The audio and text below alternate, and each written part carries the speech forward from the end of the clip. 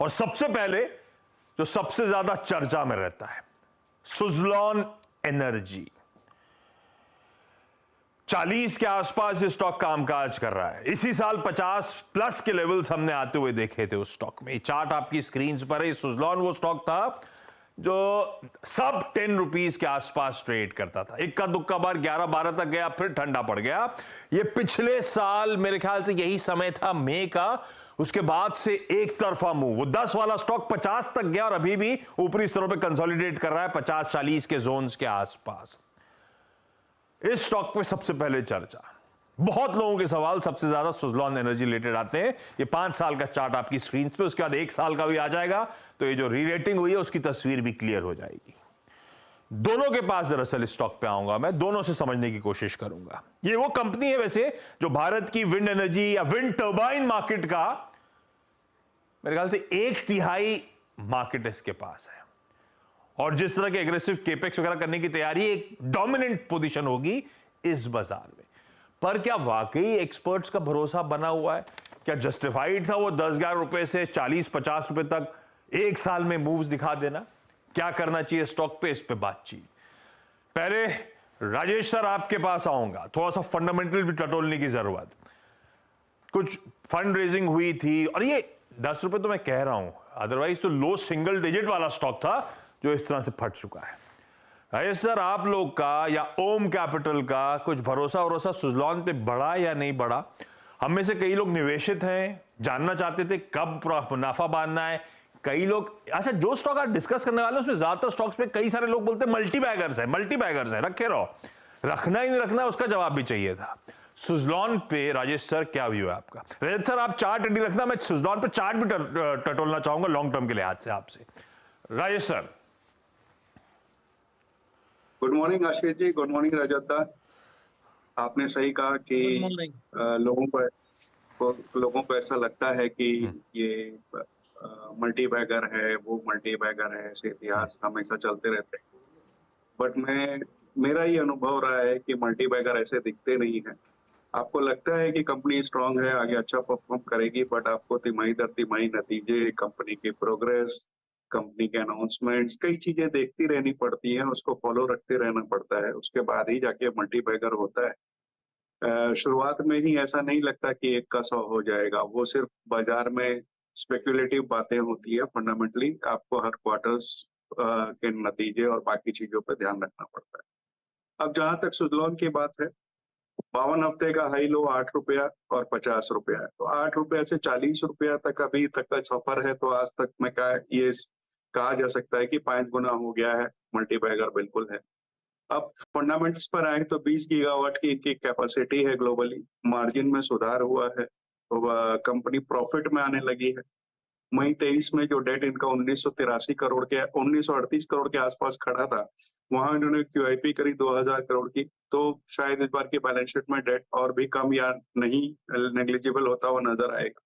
लेकिन दिक्कत ये है कि वैल्यूएशन अब बहुत स्ट्रेच हो गए। 40 रुपए के भाव में वो कंफर्ट नहीं आ रहा है कि इसमें खरीदारी की सलाह दी जाए। बल्कि मैं तो ये कहूंगा कि कोई अगर अच्छे मुनाफे पे बैठा है तो थोड़े बहुत मुनाफा वसूली करनी चाहिए। क्यों कि एक तो अगर कोई भी गवर्नमेंट पॉलिसीज एडवर्स आती है, जो कि इस वक्त ऐसा लगता नहीं है क्योंकि गवर्नमेंट का फोकस रिन्यूएबल एनर्जी पे है, लेकिन कुछ भी ऐसा आता है तो दिक्कत हो सकती है। दूसरी, विंड टर्बाइन जनरेटर की अपटेक जो है वो कम हो जाए, या तीसरे सबसे बड़ी बात है कि इस धंधे में कंपटीशन बहुत हाई है। तो उस वजह से मुझे इस 40 रुपए में उतना कंफर्ट आता नहीं है। मैं यहाँ पे मुनाफा वसूली या बिक्री की ही सलाह दूं।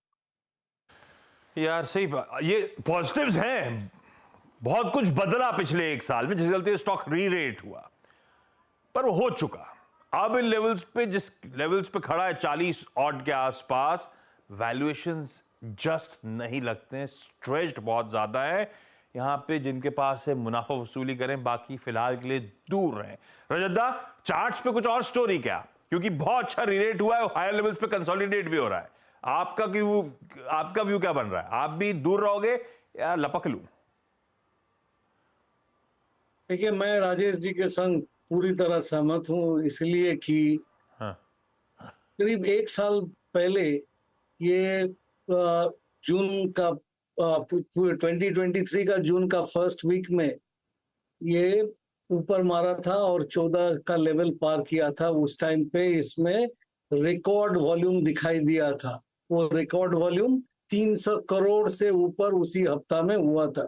इसके बाद में ये जो 50 तक पहुंचा ना, ये रेगुलर बेसिस पे वीकली वॉल्यूम्स जो है वो डाउन होते जा रहा था और गाड़ी ऊपर चल रहे थे। अभी क्या है कि ये कोई कारण से 36 के नीचे चला जाए तो इसमें एक भारी करेक्शन हो सकता है और 36 के नीचे जाने से वीकली चार्ट में क्लियर दिखाई दे रहा है एक हेड एंड शोल्डर पैटर्न बन रहा है। Irregular head and shoulder pattern है, लेकिन वो बेरिश पैटर्न है, वो नीचे जा सकता है।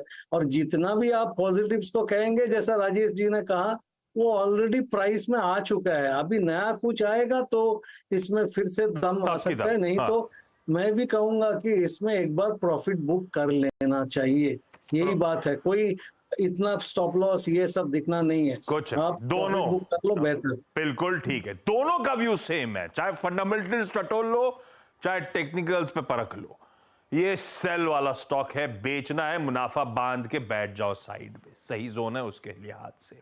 वैसे one of the highest equity base है सुज़लॉन का, 1363 करोड़ आउटस्टैंडिंग शेयर्स, और रिटेल के पास ऑलमोस्ट 350 करोड़ शेयर्स हैं सुज़लॉन एनर्जी के। शायद इसलिए भी रह रहे के सवाल आते हैं।